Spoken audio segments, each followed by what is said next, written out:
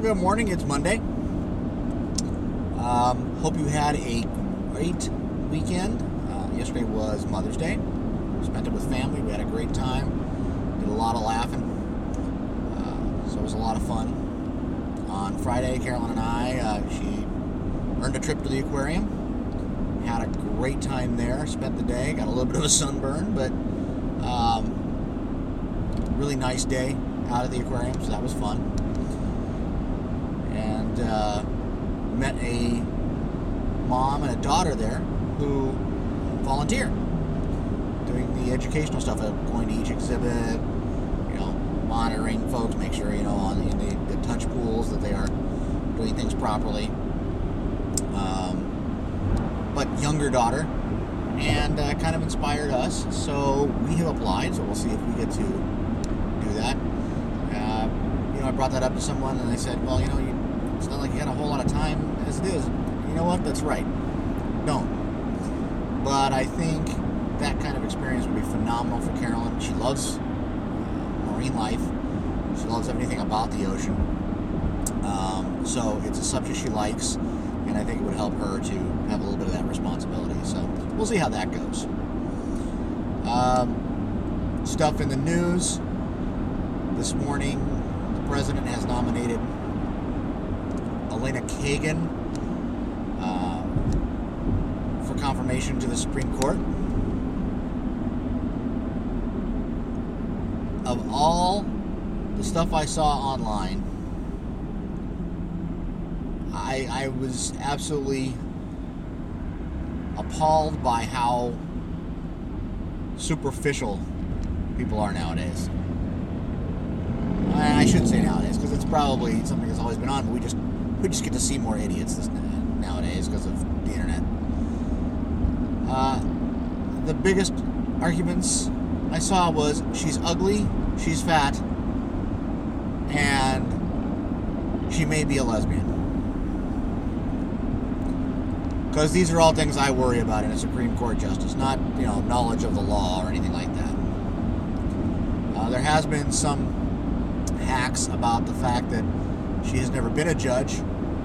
However, neither was Thurgood Marshall, William Rehnquist, and a number of other judges. In fact, one quick search online will produce results fairly quickly and show that about a third of the Supreme Court justices, including some of the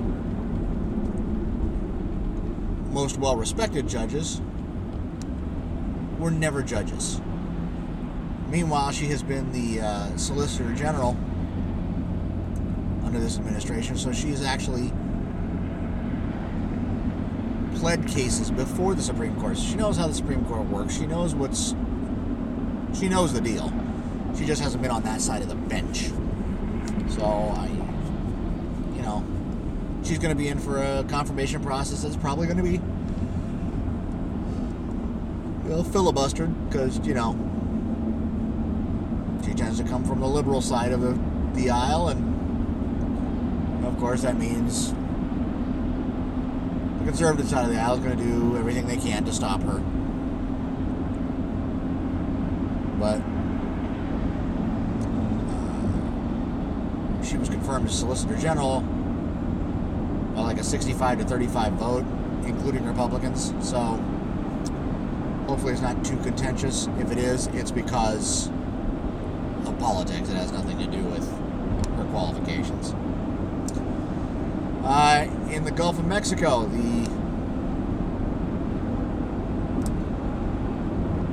cap tower structure dome deal that they tried to put over the gushing oil well at the bottom of the ocean failed.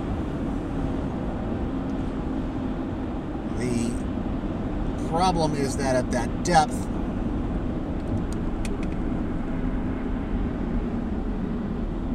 crystals hydrate crystals will form at that depth and at the cold temperature down there. So basically what happened was these crystals formed on the inside of the dome and actually made it buoyant. It's a 100-ton dome. it became buoyant. There might be a problem here.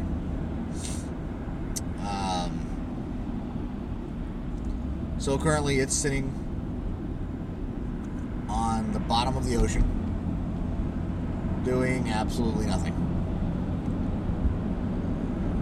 Fortunately, it does not appear they've made things any worse, but it hasn't helped any. So the latest is that they're talking about shoving garbage into the malfunctioning blowout preventer. Yeah, that's what I said. Garbage. The idea here is if they shove enough stuff in there, and they're talking stuff like used tires, golf balls, just a mishmash of stuff. If they stuff enough stuff into the blowout preventer, they will slow or stop the flow of oil. Okay. You know, I think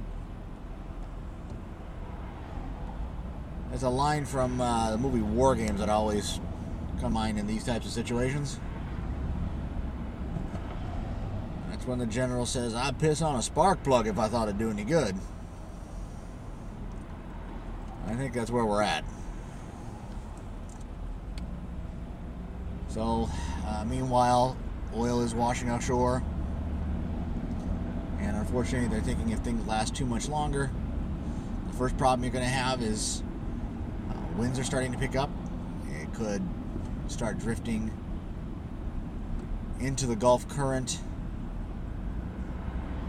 start going down the coast of the west coast of Florida, around the Keys, and up the east coast of Florida. That's a lot of oil. It's a lot of beaches affected, a lot of economy. And in a few more weeks, we're going to be in hurricane season.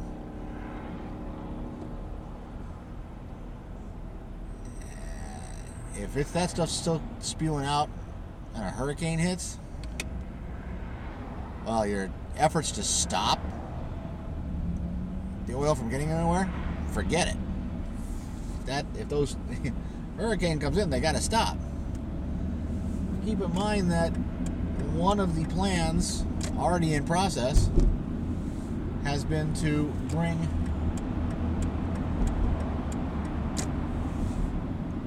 drilling equipment in and to drill a relief well, which would come in from a different place, relieve the pressure, let them pump it out, and that would allow them to do a better job of capping the first oil well. Yeah, that's not going to happen a whole lot. They think that's going to take anywhere from 30 to 90 days. If a hurricane kicks in before then, you can pretty much count on that effort being completely halted. We'll see. So that's what's going on this morning. I'm anticipating a busy week this week. I hope you guys have a great week. And quick note, we did have some problems over the weekend on the website, so you're going to see a whole bunch of stuff go up probably tonight.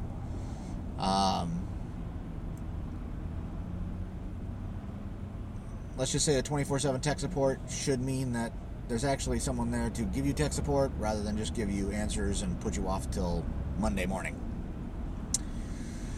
All right, well, I hope you have a great week, and we'll talk to you later. Bye-bye.